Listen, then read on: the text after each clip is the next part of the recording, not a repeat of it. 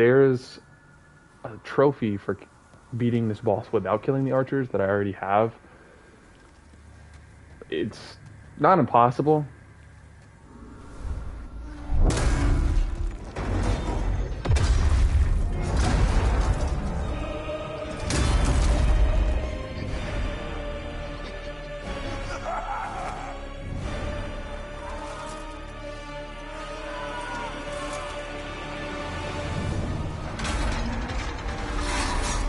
I just don't care to do it again now that I don't need to, because it does make the fight harder. Also be careful because he'll start shooting magic, and it's pretty spooky. I didn't expect this guy to shoot magic when I first fought him, and I ran up here to kill the archers. I also thought this was like some type of gimmick fight. It's very strange that I can't.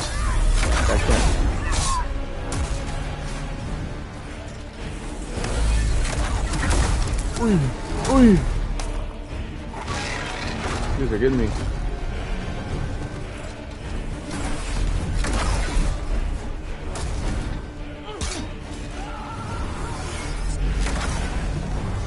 I wonder if he died.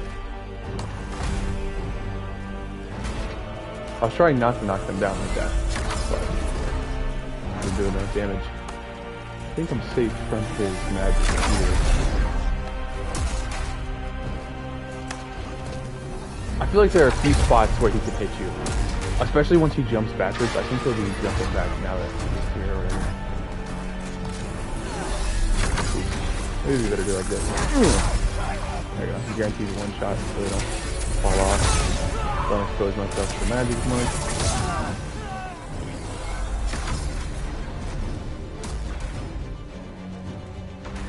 Have the twin ring one? Yeah. Okay. Just making sure.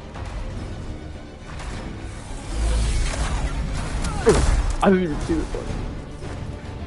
So go ahead and shoot that other. Oh, he got the arrow off. So rude. And now we get into the meat of the fight. I could die here, to be honest. This boss has a lot of AoE attacks.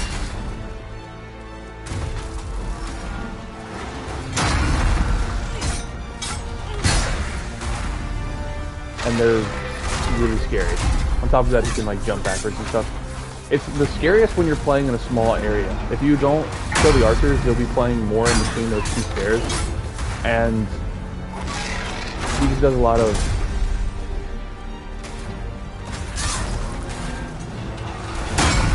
There it is. There's the big one. That one, if you get hit by the shield, can one-shot you. There's the second one. Even on my Temple Knight run, I got one shot by that move if I got hit with a shield. And then he also has one that's smaller, where he just lifts the shield and does it. And you can also take a lot of damage from that one if you aren't too careful. I'm gonna get my Pine Resin ready because he'll eventually fall down. And when he does, I need to have that fire effect.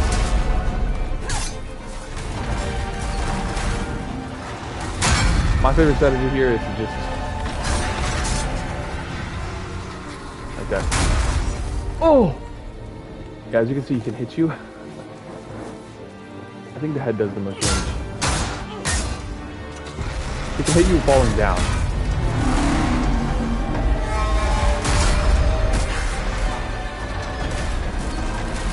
That was scary.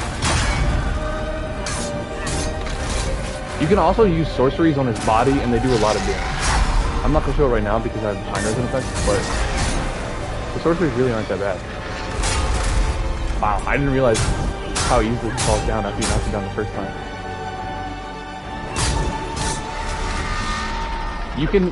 You can smack the shit out of his nuts for something close to the same damage that his head receives. If you knock him down and he's like in the wall, which makes this part easier. Because if you face him right here, if you come in here and you just run to this little area with the thief ring one, then the archers won't shoot at you so much. And you can come out here a little bit. I don't think I got shot at very much, or even hit by arrows when I went for the trophy, but I definitely died a couple times to his AoE attacks because I was playing in this smaller area instead of the bigger one. So if you knock him down, I can smack him in the butt or the balls if his head is into the wall. But ideally, his head is in the wall. You can shoot him in the body with magic, like I mentioned, and it still does decent damage. The Iron Demon Soul.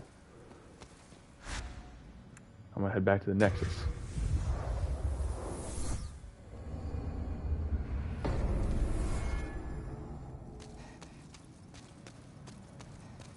Hello, Blacksmith Baldwin. Can I upgrade my weapon is the real question to +3? I cannot. I only picked up like 2 shards, I guess. You come back alive. I need your business. I may have already made a mistake now that I think about it, because there's a crystal lizard that I killed before the Tower Knight fight, and I think that you can kill them twice. And then they respawn per boss in the world, but I'm not entirely sure on that, so don't take that too seriously. Thou seekest the power of the soul, no? Then touch the demon inside me. Soul of the mind, key to life's ether. I have got almost 10 levels here. I'll do 3 points into Vitality. 1 point into Intelligence.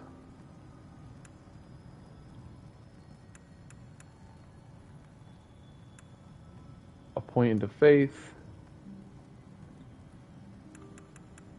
1 into Endurance. And then a point into Strength. I'm putting a lot of points into a lot of different things right now, so that I can use more stuff. I'm not going to level up all the way just yet. Art thou finished? May thy strength help the will be mended. Because there are actually some other things that I'd like to spend my souls on. Hello again. I'm keeping a close watch on your belongings, don't you worry. Eventually I'll start skipping through everything that you guys have to say. You have a heart of gold. Don't let them take it from you. I'm going to use the souls that I have right now to buy some upgrade materials in the next area that I'm going to head into. First, I'm going to talk to Estrava. Before the Blight, Boletaria was a grand kingdom. The king, his knights, and his subjects were modest and plain, but also steadfast and compassionate.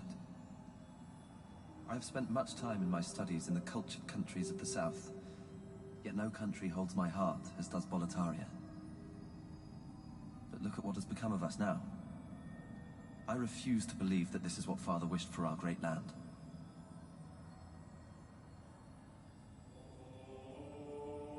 Here in Boletaria, we speak of the legend of the two swords and the solitary hero.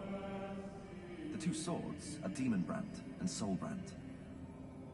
One sword banishes that which befouls man, and the other banishes man himself. The solitary hero is old King Doran. King Doran is the everlasting one, founder of Boletaria and protector of the two swords. Of course, only according to legend. But in the dark state of our land, sometimes legends are all we have.